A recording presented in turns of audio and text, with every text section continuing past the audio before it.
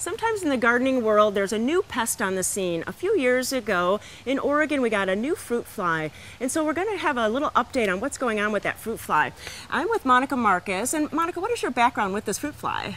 Well, I'm a student at Oregon State University, and I've been working with this fruit fly, spotted wing Drosophila, for the last few years in a crop and soil science lab on a project that was funded by USDA NIFA SCRI.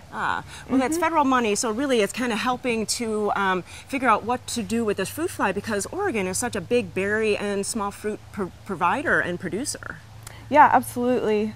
This fruit fly targets berries and cherries, which are all major parts of the fruit growing industry of Oregon. So what would we look for? What is the damage that this fruit fly does?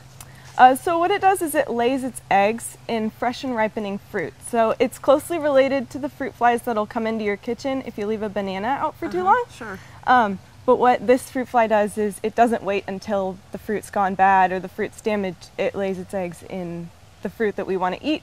And then the insect develops within the fruit, and as it develops, the quality of the fruit degrades, and it's just not something that you want to eat, and it's not something that you can ship out to the people who want to buy fruit. Oh, sure. So it's been a problem for all the berry producers. So they're working, you're working with them to kind of find preventative measures or try to eradicate it. Absolutely. Since it's such a new pest, people didn't really have a way to control it when it first arrived. So for the last few years, we've really been focusing on coming up with an integrated plan to manage it without having to rely so heavily on insecticides. That is great news, because we don't want to do a lot of sprays if we don't have to. So as a home gardener, what should we be looking for, and then what can we do? So for a home gardener, you'd probably be looking for just a lot of flies that are present. Like I said before, they're closely related to the flies you'll find in your kitchen, so at first glance you'll probably think that that's what's out by your fruit. And then you might see some small dots, some oviposition marks where they've laid their eggs, but again, those would be really small. And then what is really identifiable is just the quality of the fruit going down before it would ordinarily. And then, so what can we do? Is there some kind of a preventative or something that we can do as a gardener? Well, we are promoting a toolbox approach, so there are actually several things that you can do that would help. If you practice good pruning, then that'll increase the air circulation, as well as using drip irrigation instead of overhead. Spotted wing Drosophila really like a moist, humid environment, and so if you can keep it sort of dry, then you'll have fewer numbers of SWD. We recommend making traps that have a yeast sugar water solution in them, much like what you'd make for bread.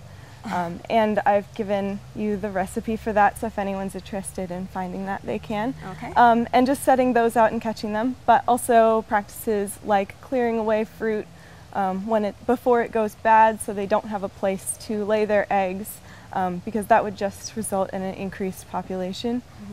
And then also, if you have fruit and you suspect that it might be infested, but it hasn't shown the signs of degradation, so it's still good to eat, you can put it in the freezer, and that'll kill off any potential insects that are in there, and it'll be perfectly fine to eat.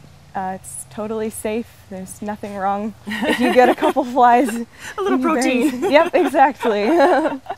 Well, it sounds like there's some easy remedies to the problem, and we really don't want anyone to get really nervous about it. You know, there's always insects in our gardens, and so this one's just kind of new, and we're just really learning about it. And so there's ongoing research going on at OSU, at Aurora Station, and at Corvallis? Yes, absolutely.